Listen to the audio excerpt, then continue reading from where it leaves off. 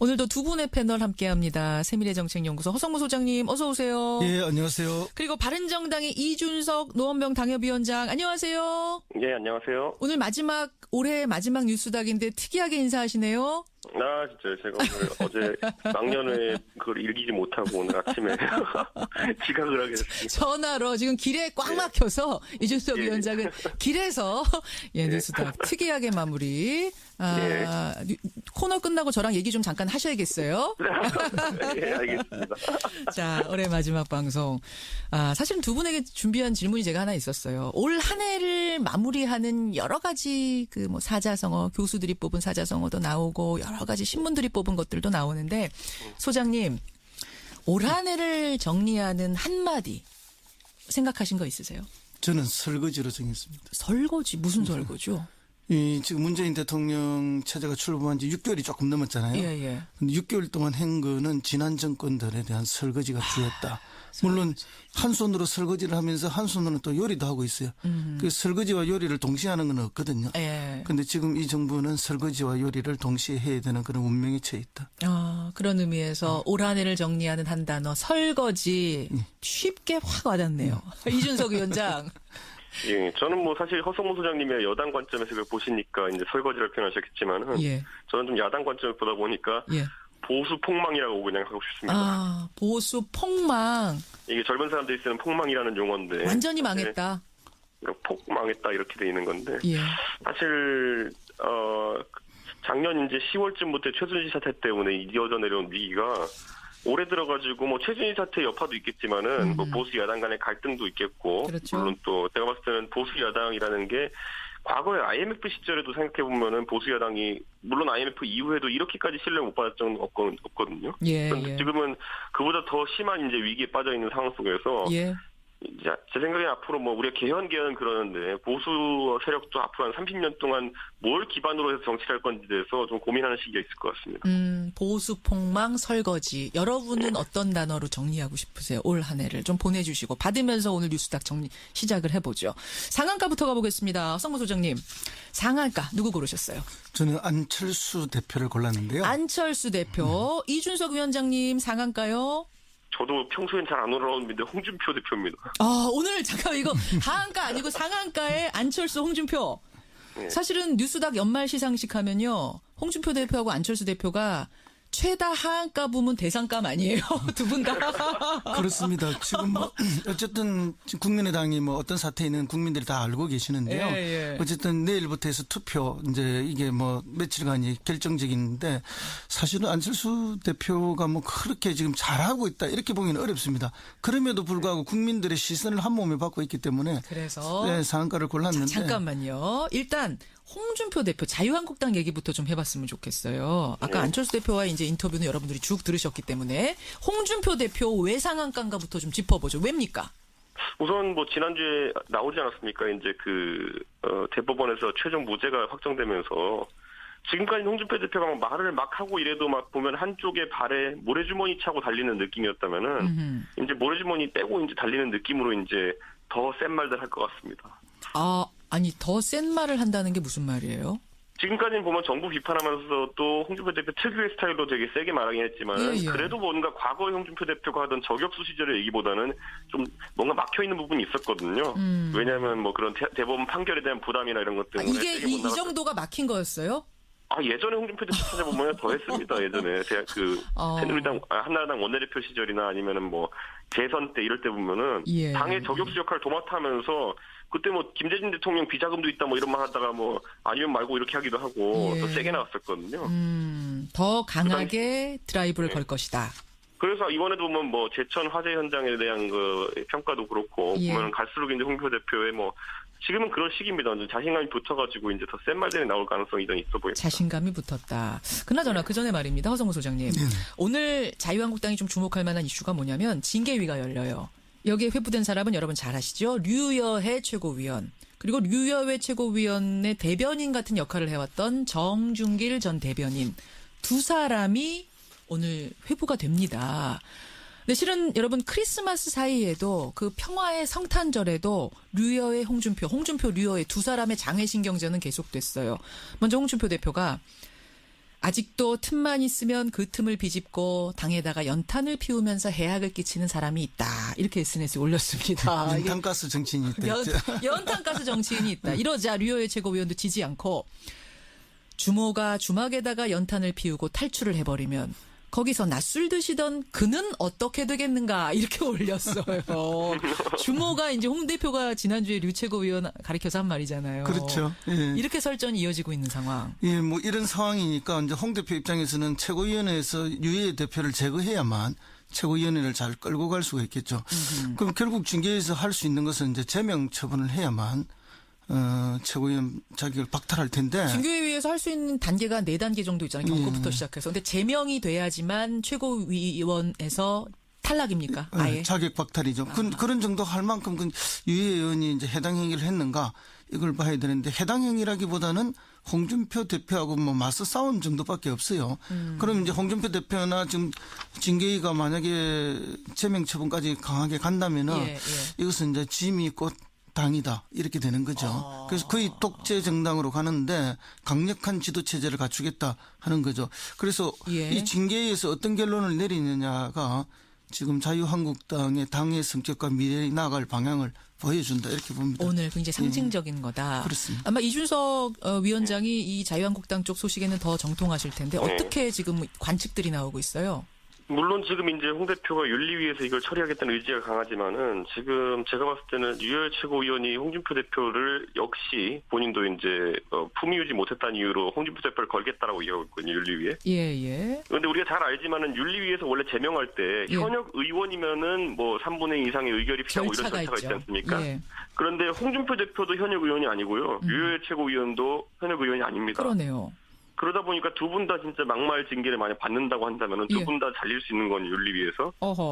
그렇기 때문에 저는 뭐 그런 분이 있어가지고 과연 서로 제소했을 때 어떻게 될 것인가도 약간 궁금해지긴 하고요. 왜냐면 아까 말했듯이 품위 유지가 지금 유일한 문제인데 그 부분에 있어서는 제가 봤을 때 뭐 유여해 최고도 최근에 실수를 뭐 포항 지진이나 이런 것 때문에 하긴 했지만은 홍준표 대표도 과거에 후보되기 전에도 좀 한 실수도 있거든요. 그렇죠. 이런 것도 윤리위에서 어떻게 판단할지. 왜냐면 윤리위라는 건 상당히 뭐 사법부가 공정성이 결여되면은 그때부터 사법부가 아닌 것처럼 윤리위도 마찬가지거든요, 당에서.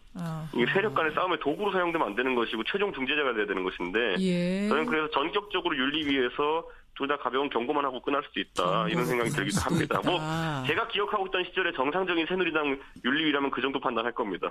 정상적이라면 합리적이라면 경고 이상 주긴 좀 어렵다 이 상황에서. 그렇죠. 상황 자체는 그렇죠. 원래 윤리위가 뭐 더 강하게 징계를 잘 못해요.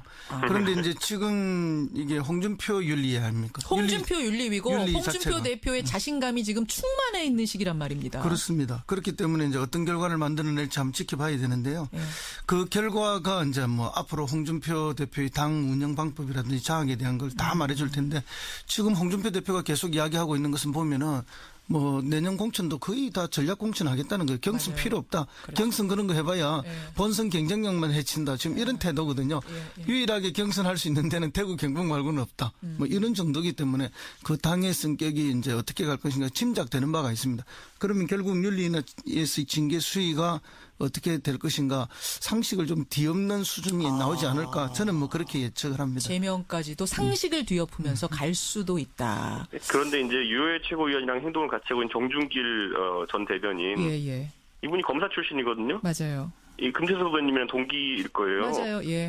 그런데 이 정준길 대변인 저도 이제 친하게 알지만은 이분이 절대 이런 걸 묵과할 분이 아닙니다. 가만히 있을 사람이 아니다. 분명히 법원 갑니다. 이렇게 되면은 소송 들어갑니다.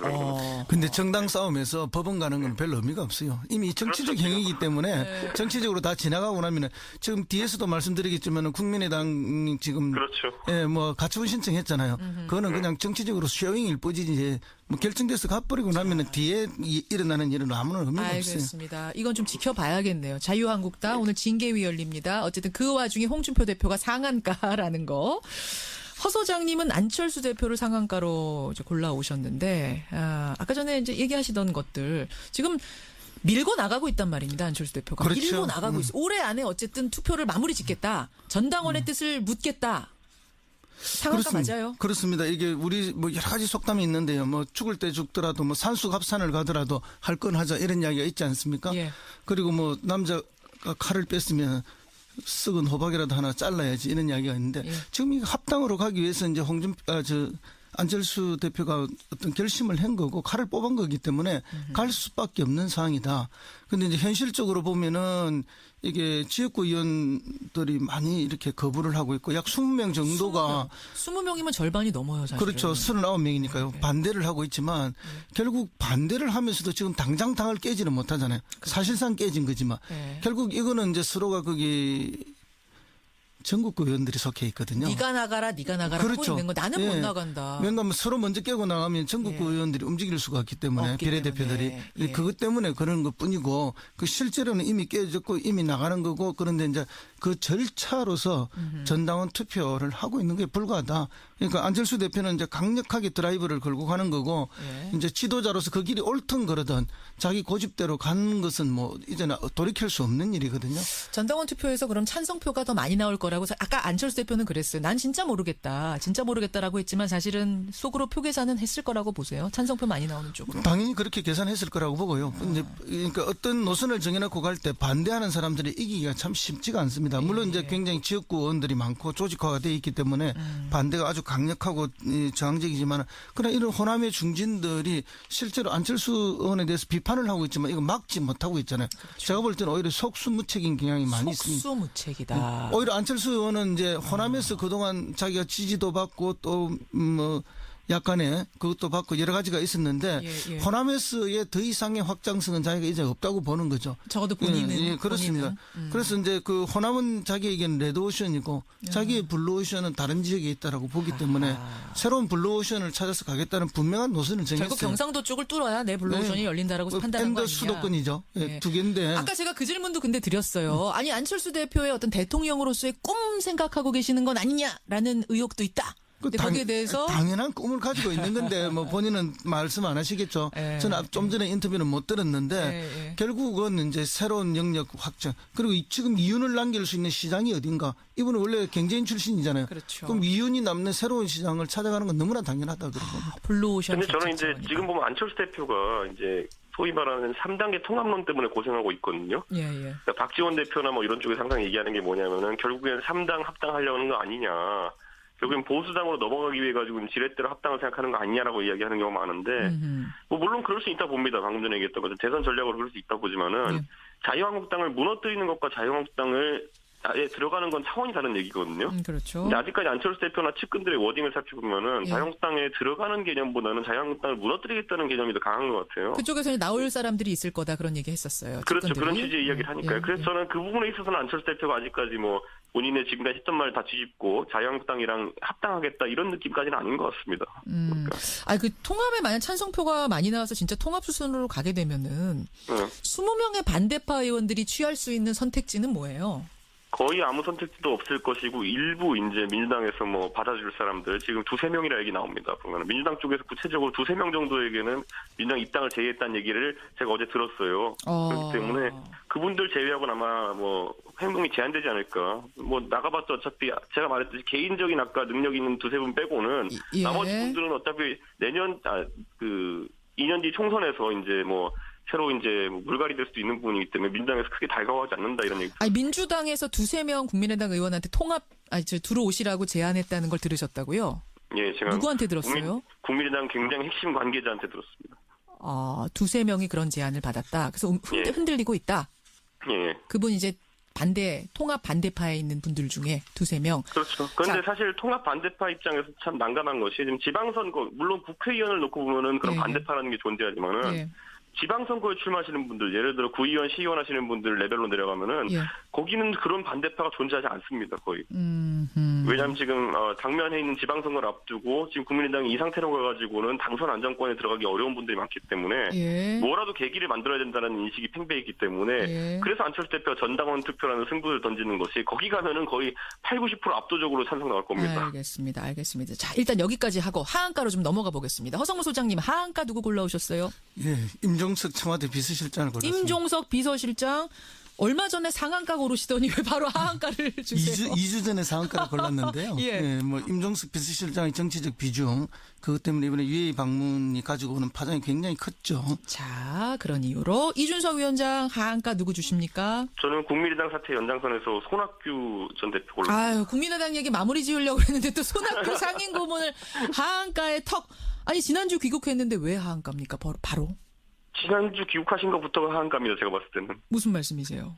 왜냐하면 지금 결국에는 통합중재파 아니면 이런 뭐 통합파와 이제 반통합파의 중재로 이제 손학규 고문의 역할이 이제 계속 부각되고 있는데 사실 손학규 고문이 이 문제를 해결하기에는 너무 이제 지나갔습니다. 열차가 지금. 이게 초기 단계였다면 뭐 중재가 가능하겠지만은 이미 안철수 대표와 반통합파 같은 경우에는 갈등이 굉장히 크게 있고. 그렇죠. 거기다 이건 3자거든요. 유승민 대표가 이끄는 이제 바른정당 계열도 있기 때문에. 여기에서 손학규 대표가 거의 한 1, 2년 가까이 정치 일선에 뛰어들지 않았던 분이 갑자기 등장하기에는 좀 어려운 부분이 있습니다. 아, 그러니까 사실은 뭔가 통합에서 결정적인 역할, 뭔가 공을 세우려면 더 빨리 귀국했어야 됐다. 이번에도 타이밍 문제라고 보시는 거예요. 그러니까 우리가 항상 보도를 통해서 접하지만 손학규 대표께서 타이밍이 귀국이든지 아니면 치과를 푸는 타이밍이 항상 보면은 큰 의미보단 다른 이제 사건에 묻히는 경우가 많았는데. 절묘해요. 예, 그게 제가 봤을 때는 좀 징크스라기보다는 이게 루틴화된 게 아닌가. 너무 늦게 항상 이렇게 나타나신 게 아닌가 생각합니다. 허 소장님 어떻게 생각하세요? 이번은 타이밍 문제도 아니고요. 결국은 이제 손학규 대표는 세력이 없는 정치인이 되어버렸습니다. 세력이 없는 정치는 어떤 힘을 발휘하기가 어렵거든요. 그래요. 결국은 손학규 대표님이 이 타이밍에 있으면 할 수 있는 역할이 별로 없습니다. 근데 이제 통합이 되고 나면 안철수 대표는 혹시 통합이 된다고 하면 나는 대표직 안 맡겠다라고 이미 선언을 했거든요. 그 대안으로 손학규 고문이 통합 당대표가 될 수도 있다라는 얘기 나오는데. 그런 이야기는 뭐 여론조사에서도 제3의 인물 이야기가 나오지만 실제로 정당이라는 게 뭐 그럼 안철수 대표 혼자 하는 정당이 아니잖아요. 아니죠. 바른정당의 유승민 대표도 같이 있고 하는 거죠. 또 많은 다른 국회의원들의 생각도 있는데 일방적으로 되기는 어렵다고 봅니다. 자, 여기서 그럼 이준석 위원장 생각 묻겠습니다. 바른정당에서 손학규 고문을 통합 당대표로 세우자라는 것에 대해 어떻게 받아들일까요? 저는 거기에 대해서 뭐 반대인 게 손학규 대표가 원래 그런 역할 많이 하신 건 맞는데 그 경우는 보통 정당이 약간 당나라 군대 같이 됐을 때 그때 이제 정당에서 자발적으로 모셔오는 경우가 많았거든요. 그런데 지금은 오히려 양당의 리더십이라는 게 뭐 국민의당은 안철수당이라는 게 거의 확고하고 그리고 뭐 바른정당 같은 경우 유승민당이라는 게 확고해진 상태 속에서 실제 대주주들이 아주 뭐 시퍼렇게 살아있는 상황에서 그 안에서 손학규 대표가 의미 있는 정치력을 발휘하기는 어렵다. 할 게 없을 거다. 깔끔하게 정리를 하시네요. 그냥 손학규 고문을. 알겠습니다. 허 소장님. 네네. 하한가로 임종석 비서실장. 하한가? 예, 지금 이제 임종석 비서실장이 중동을 다녀온 지가 보름이 지나가고 있지 않습니까? 맨 처음 갔을 때는 뭐 북한 비밀 접촉설, 그 다음에 뭐 전 정권 사정에 대한 무마설, 온갖 이야기들이 별설이 다 나와요. 그러면 지금은 최근에는 무슨 이야기까지 나오는가 하면은 뭐 아랍에미레이트 왕세제 조카의 연애설까지 나오고 한국의 어떤 연예인하고의 열애설까지 등장할 그까지 뭐 관련돼 있다는 이야기가 나오고 최근에 또 카타르하고의 불화설 뭐 온갖 이야기들이 다 나오고 거기에는 이제 프레임이 하나 씌워져 있죠. 뭔가 이 정부가 외교를 잘못해서 또는 전 정부의 어떤 보복을 하려고 해서 큰 국가적 위기가 있다. 특히 이제 원전과 관련해서 큰 국가에 뭐 피해를 끼치고 있다. 하는 이런 뭐 심지어는 그래서 김성태 의원은 어제 그 이야기까지 원전 게이트란 말까지 했습니다. 그런 얘기까지 했어요. 그리고 오늘은 뭘 하겠다고 이야기하는가 하면은 청와대 분수광장에 가서 이제 뭐 항의를 하겠다. 이렇게까지 나오고 있는데 지금 임종석 비서실장은 휴가를 가버리고 돌아왔어도 지금 더 이상 언급할 수 없다 해서 말문을 닫아버렸어요. 맞습니다. 사라져버렸다는 거죠. 그런데 이렇게 계속 있으면 지금 야당이 제기하는 프레임이 마치 맞는 것처럼 프레임이 말릴 거다. 국민들은 이제 그런 오해를 하게 되겠죠. 이 시간이 지속되면은 그래서 빠른 어떤 대응이 필요하다. 물론 외교라는 게 비밀이 필요하죠. 국가의 이익을 위해서.